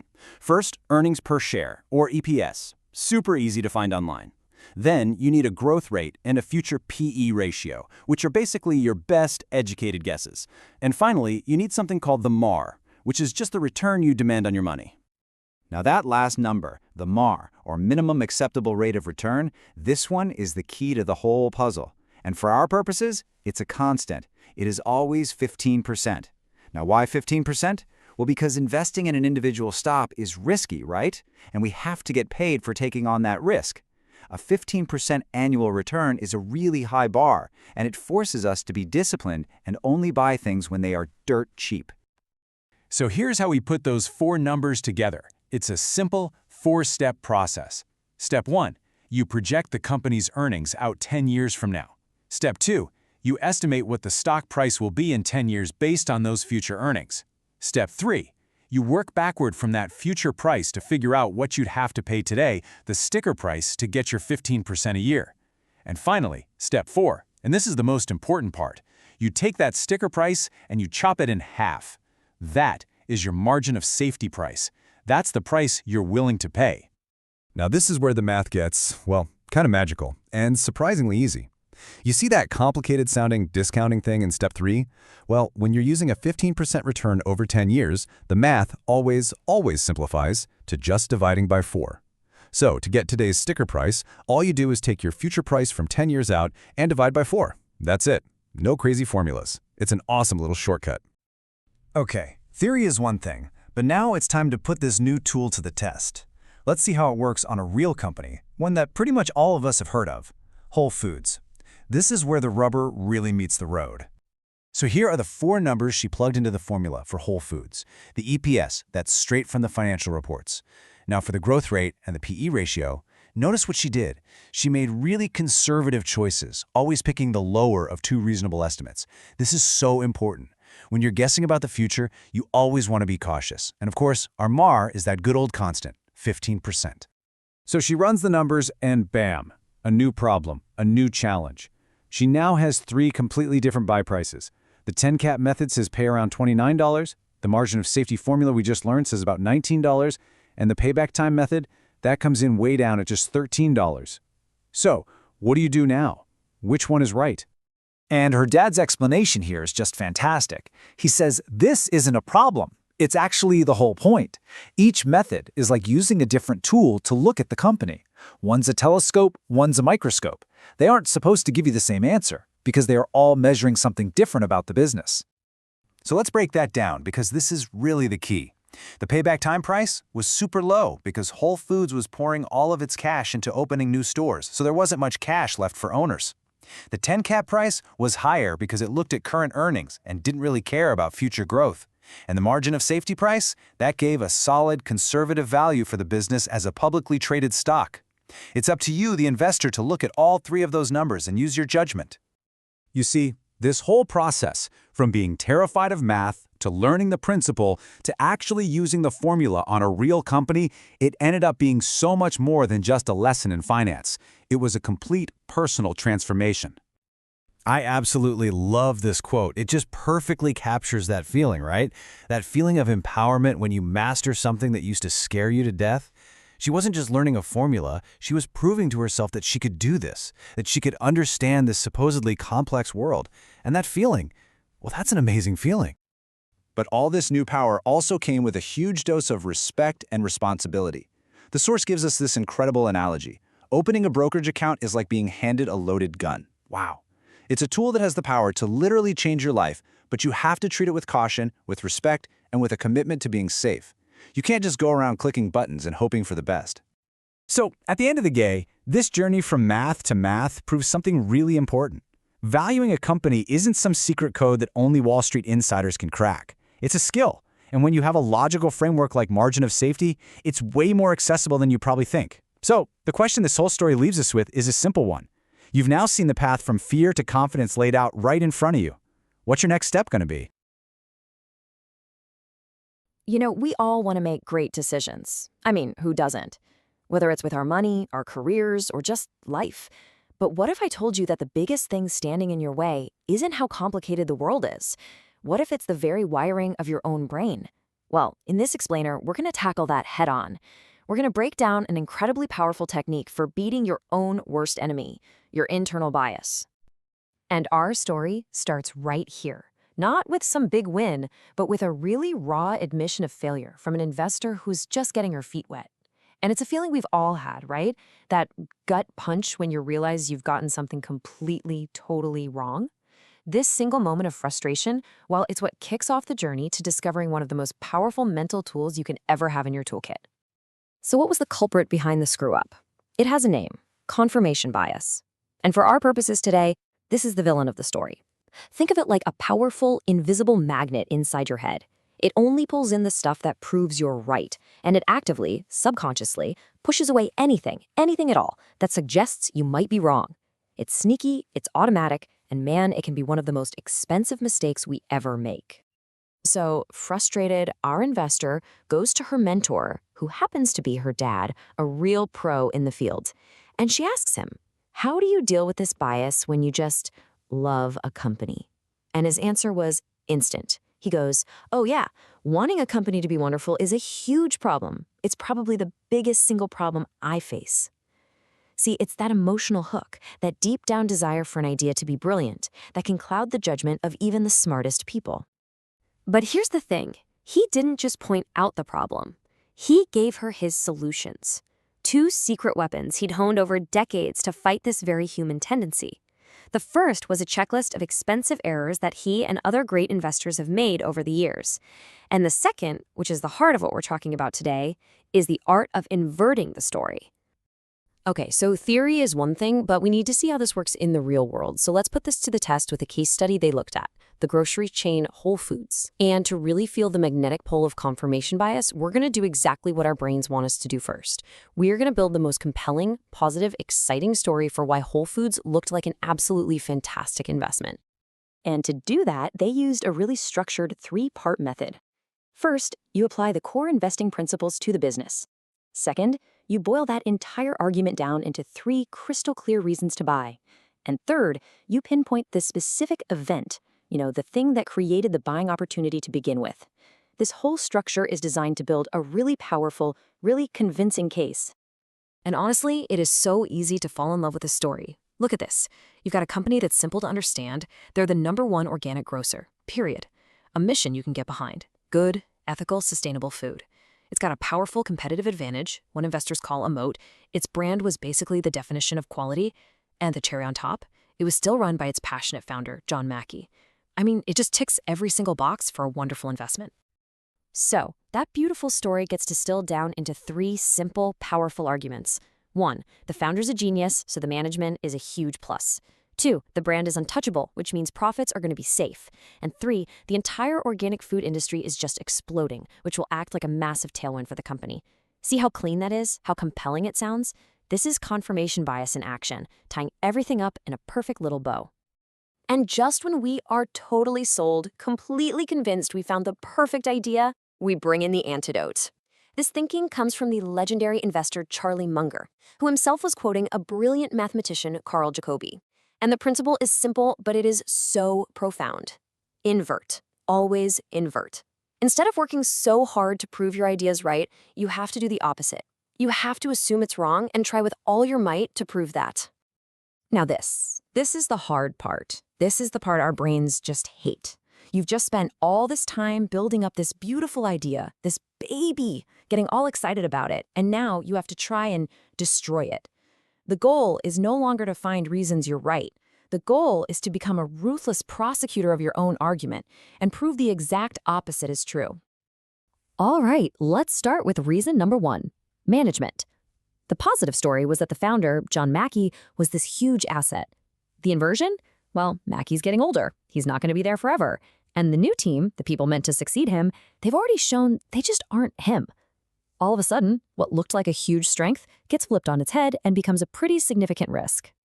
Okay, next up, that powerful moat. The story was that the Whole Foods brand was bulletproof. The inverted argument? As huge competitors like Costco and Walmart and Kroger all start selling organic food, the very idea of organic stops being special and becomes a commodity. That Whole Foods experience is going to get crushed as they're forced to compete on price, which just eats away at that brand advantage they worked so hard to build. And this inversion is just brilliant because it exposes a really common trap. Reason 3 was that the whole organic industry was growing like a weed. The inversion doesn't even argue with that. It says, yep, the industry will grow, but the brutal competition will absolutely crush Whole Foods' profit margins. So the company might get bigger in sales, but it'll become way less profitable. And because of that, it could actually be worth less in 10 years than it is today. Think about that. And that brings us to the most important lesson of all: real confidence, true certainty. It doesn't come from building a beautiful story that just confirms everything you want to believe. No, it comes from taking your best ideas, subjecting them to the most brutal, rigorous, savage attack you can imagine, and watching them survive. Because if you do everything in your power to kill your own idea and you fail, then you might really be onto something. So let's say you've done it. You've done the hard analytical work. You built the story, you inverted it, and your idea is still standing. You should be feeling pretty good. But that's exactly when a second, equally powerful enemy shows up. The raw, human fear of actually pulling the trigger. The fear of being wrong. The fear of losing money. How in the world do you get past that final emotional hurdle? And this leads us to that second secret weapon, the idea of practice shares. This is just genius. It's not really an investment. It's more like an educational expense. You buy a tiny, non-material amount of a stock, maybe a couple $100 worth, not to get rich, but just to feel what it's like to be an owner. It's an emotional test drive for your nerves. And look what happened when the author tried this for the first time. It is an absolute emotional roller coaster, minute by minute. At 9:07 a.m., she's totally excited. By 9:20, she's already second-guessing the price. At 9:31, the order fills. Pure joy. She's an owner. Then, just 4 minutes later, the price drops and boom, panic sets in. A minute after that, it ticks back up and she feels regret for not buying it cheaper. This is what happens to our rational brain when real money gets involved. This whole experience is the perfect illustration of why another famous investor, Mohnish Pabrai, has a dead simple rule. Never, ever put in an order to buy or sell stock when the market is open. By placing your orders before the market opens or after it closes, you disconnect your decision from the emotional chaos of watching those prices jump around. It forces you to stick with your analysis, not your adrenaline. And here is the best part of the whole story.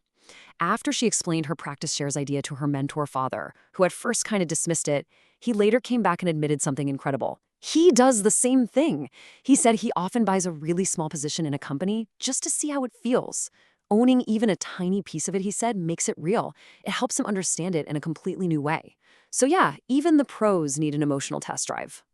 So what did we learn today? Let's recap this masterclass real quick. Step 1, name the enemy. It's confirmation bias, and we've all got it. Step 2, lean into it. Go ahead and write the best, most convincing story you can for your idea.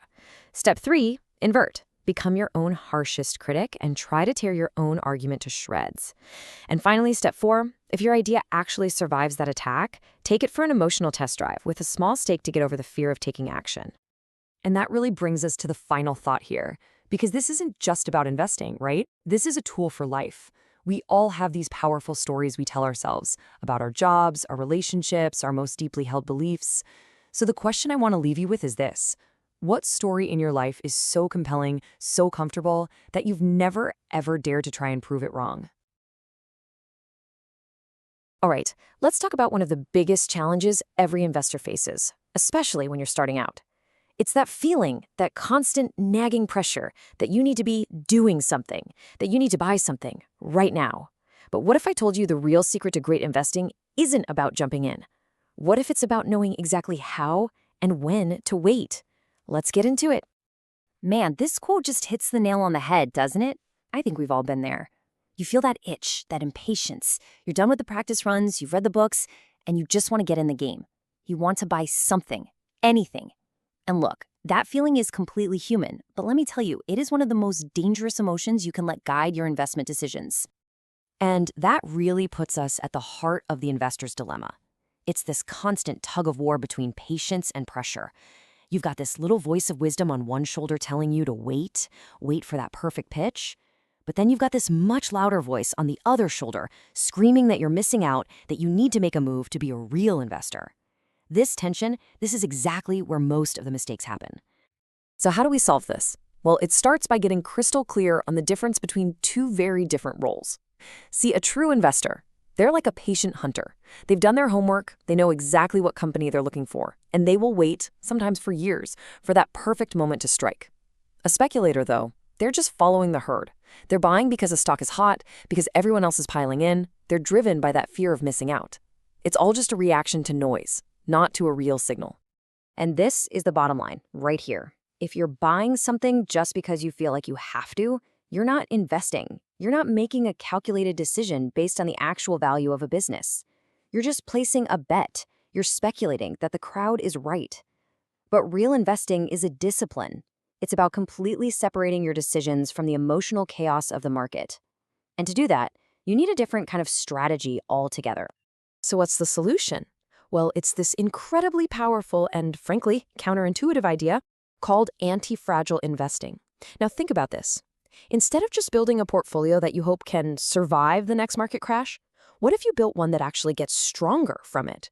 A portfolio that doesn't just put up with chaos, but actually thrives on it. The term antifragile comes from the author Nassim Nicholas Taleb, and it's important to know it's not the same thing as being robust or resilient. A package that's marked "handle with care" is fragile. A robust package might survive being dropped, but an antifragile package would actually get stronger every time it was dropped. Antifragile things don't just resist shocks, they feed on them. They grow from volatility. Now, just imagine applying that idea to your portfolio. And this is where it gets really interesting. A typical fragile portfolio, the kind filled with a bunch of diversified mutual funds, it's designed to kind of weather a storm, sure, but it still gets hammered by those big, unexpected market shocks, what Taleb calls black swan events. Think 2008. An anti-fragile portfolio is built differently from the ground up. It's designed so that those exact moments of pure market panic become its single greatest source of opportunity. Okay, so that all sounds fantastic in theory, right? A portfolio that loves chaos. But how on earth do you actually build one? Well, it all boils down to two surprisingly simple but incredibly powerful secrets. Here they are. Secret number one, you only own wonderful companies. Businesses with these deep, durable competitive advantages, we call them moats. These are the kinds of companies that are so strong, a recession actually helps them by crushing their weaker competition. And secret number two, this is the real game changer. You wait, patiently, in cash. While everyone else is fully invested and watching their portfolios bleed out, you're sitting on the sidelines with dry powder, just waiting for those wonderful companies to go on a massive sale. Warren Buffett, of course, has the best way of putting this. He says, we want to be ready with a wash tub when it's raining gold. Now, that rain of gold, that's a market crash. It's when fantastic businesses are suddenly available for pennies on the dollar. And the wash tub? Well, that's your cash. If you don't have any cash because you're already fully invested, you don't have a wash tub. All you can do is stand there and get wet while the gold falls all around you. Okay, so this is where we get practical. Being anti-fragile isn't just a philosophy. It's a concrete plan. You have to get your wash tub ready before the storm hits. And that means creating an in-case of emergency buying plan that you can execute on autopilot when the world feels like it's falling apart. Seriously, think about it. The market is plunging, the headlines are terrifying, your stomach is in knots. Every single one of your emotions is going to be screaming at you to either sell everything or just freeze like a deer in headlights. A pre-written plan is your anchor in that storm. It's what lets you act with logic and conviction when everyone else is being driven by fear. The source material calls this the passive-aggressive strategy, and I absolutely love that name because it's so accurate. For 99% of the time, you are completely passive. You're just researching, waiting, doing nothing. But then, when one of the companies on your list hits that magic price you set, bam, you suddenly become the most aggressive person in the market. You act fast because all of the thinking was done months or years ago when you were calm and rational. And this is what that plan actually looks like. See? It's not some crazy complex spreadsheet. It's just a simple wish list. A list of the handful of wonderful companies you've researched and would love to own someday. And most importantly, you've written down the price at which you're willing to buy them, your margin of safety price. This little list takes all the emotion and guesswork out of a crisis. It tells you exactly what to do. But what happens when the whole market crashes and suddenly 5 companies on your list are on sale at the same time? How do you pick? Simple. You prioritize them ahead of time. You ask yourself, if I only have enough cash for one, which one is it? Maybe you rank them by which one is the most undervalued, or maybe by which company's mission you believe in the most, or maybe it's the one with the CEO you trust with your life. You make that decision now, so you don't have to think about it in the heat of the moment. Now, even with a perfect plan, pulling that trigger is hard.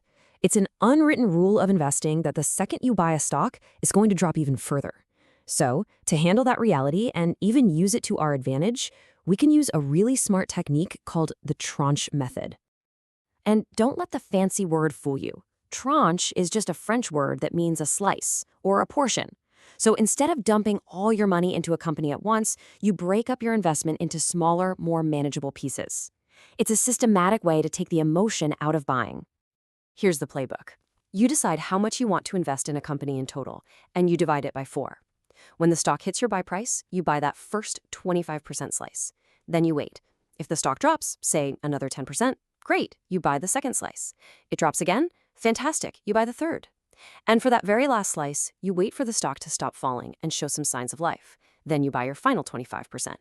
This way, you never have to perfectly time the bottom. In fact, you're hoping you don't. And this right here, this is the mental shift you have to make. If you do your homework and buy a wonderful business at a great price, and then the price falls even more, you haven't made a mistake. You've just been given an even bigger gift. You should be happy about the first purchase, and you should be absolutely ecstatic that you get to buy more at an even bigger discount. You know, at the end of the day, all of these strategies, the wish list, the tranching, they're all really just tools. Tools to help you face the final and by far the most difficult challenge in investing, mastering your own emotions. Your biggest enemy in the market isn't a recession or a bad CEO. It's the person looking back at you in the mirror every morning. So here are a couple of brilliant little mental tricks to help you win that game. One is to buy a tiny test amount of the stock before it hits your target price. Just putting a little skin in the game makes it real and can force any hidden doubts you have to the surface. Another great trick is to explain out loud your investment case to someone you respect. The simple act of saying it can either cement your conviction or instantly reveal the holes in your logic. And this simple quote from Davy Crockett might be the best investing advice ever given. It's the same principle Warren Buffett lives by. If you have done the work, if you are sure you understand the business and its value, then you have to act with conviction. You have to go ahead. But if there is any doubt, you wait. You do nothing. You don't give in to the pressure. So here's the big takeaway. Don't fear the next market crash. Prepare for it. Because for the antifragile investor, for the patient hunter, a market in total chaos isn't a crisis. It's the opportunity of a lifetime. It's the moment you've been waiting for.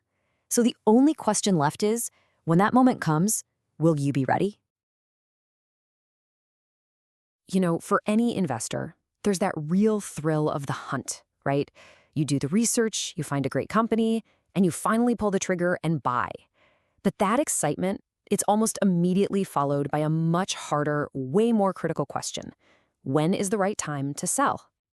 And this question, it hits every single one of us. It's that moment you go from just practicing to playing with real money. You've bought shares in a company you really believe in, let's say it's Whole Foods. You feel like, okay, I've graduated, I'm a real investor now.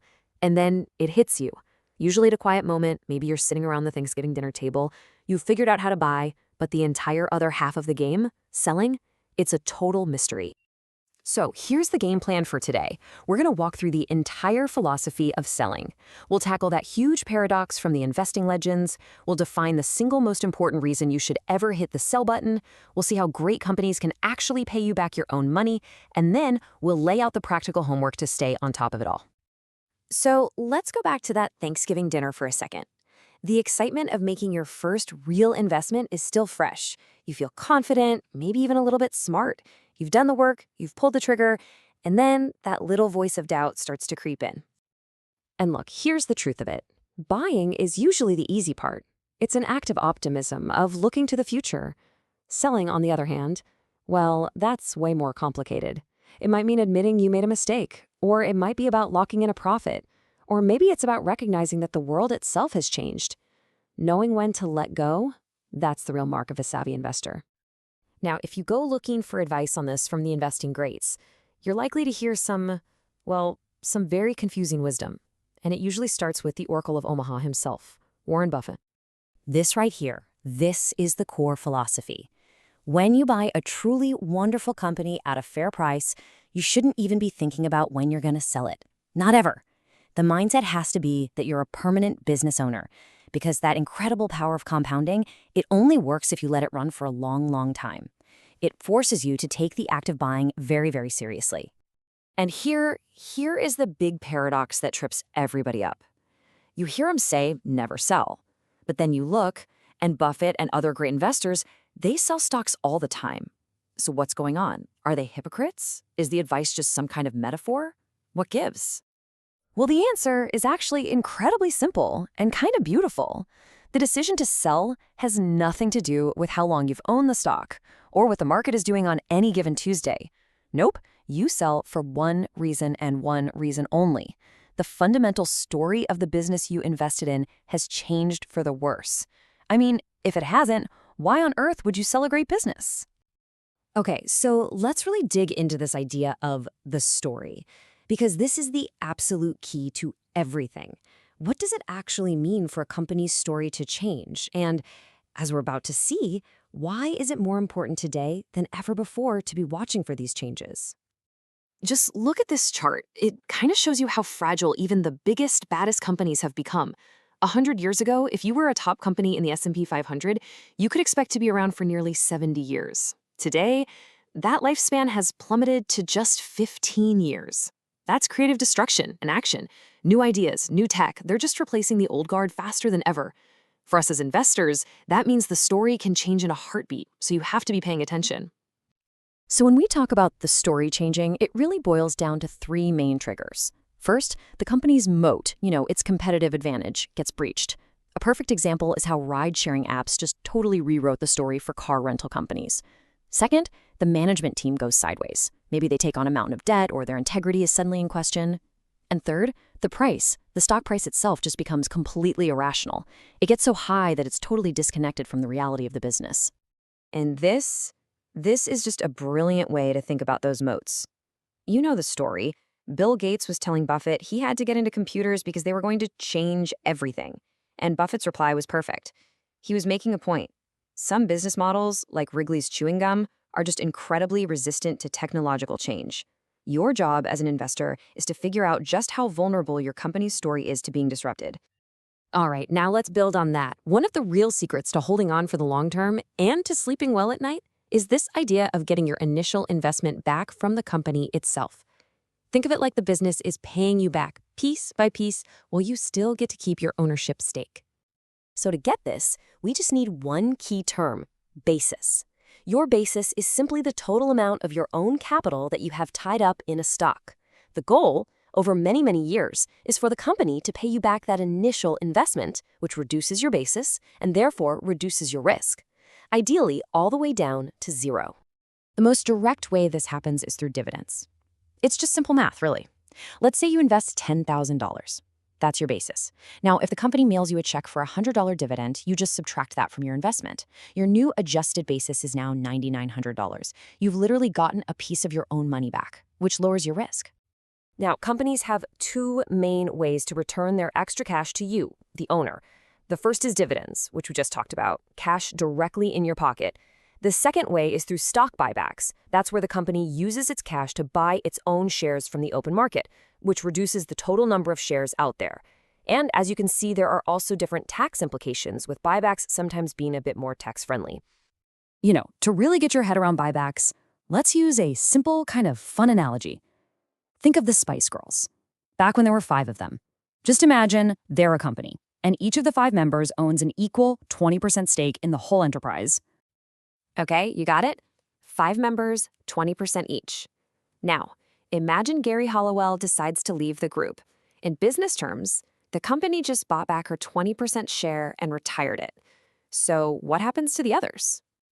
Well, just like that, the 4 remaining Spice Girls, they each now own 25% of the group. Their ownership stake went up automatically without them having to spend another penny. That right there is the magic of a stock buyback. As a remaining shareholder, you now own a bigger piece of the company pie. So you can see how this all connects now, right? If you're going to adopt that never sell philosophy, you absolutely have to be vigilant. You have to monitor the company's story. But the big question is, how do you actually do that without it becoming a stressful, all-consuming, full-time job? Well, the good news is it's totally manageable. You can absolutely stay on top of a portfolio of, say, 10 companies in about an hour a week. Your checklist is pretty simple.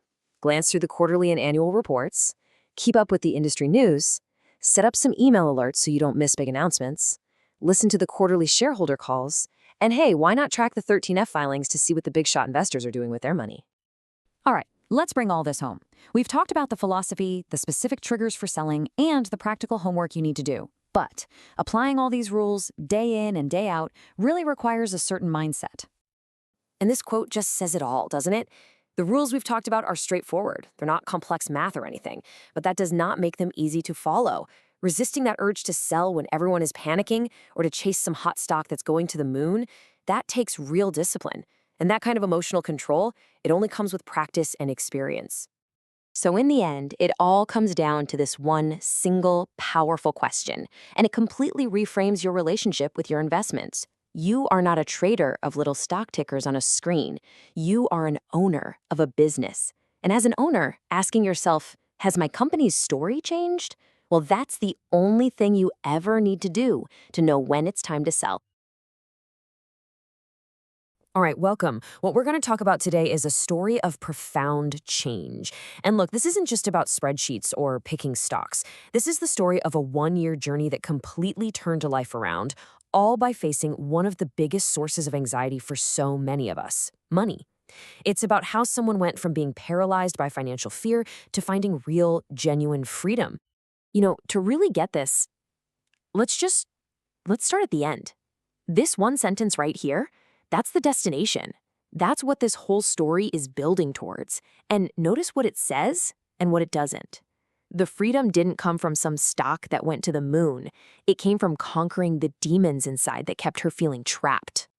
Okay, so to really appreciate that freedom, you gotta understand what came before it, right? We have to go back to the beginning, back to where this all started, which was a place of deep, almost paralyzing insecurity. Now, this slide, this just lays it all out in the starkest terms possible. Just look at the words. In just 1 year, she went from feeling deeply shaky and terrified of the future to being deeply settled, thankful, and actually excited for what's coming next. That's a complete night and day difference in a person's whole outlook on life. And these were the specific demons she was fighting. It wasn't just some vague anxiety. It was this whole web of interconnected fears. Each one feeds the next, right? You're afraid to take action because you're afraid of making the wrong decision. You're afraid of losing money, so you do nothing, which guarantees you have no options. It's that vicious cycle that I think a lot of us can probably recognize. Okay, this slide for me is just incredible.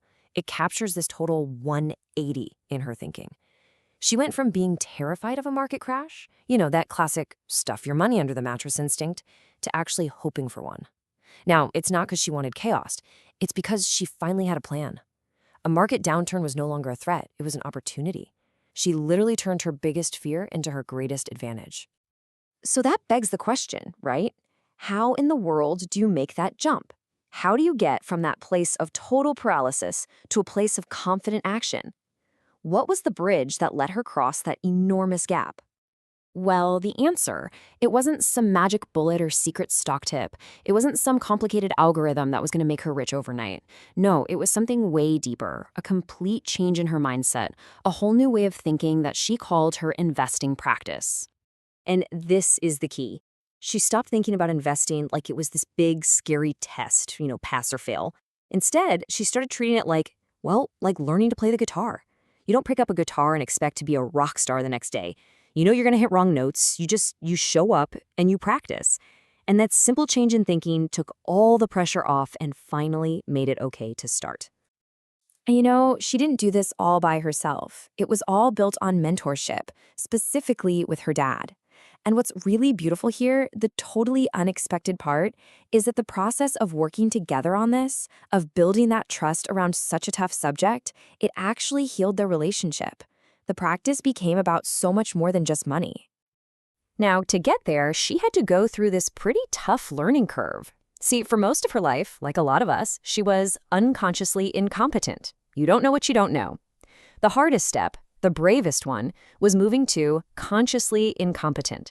That's the scary part, right? When you finally realize just how much you don't know.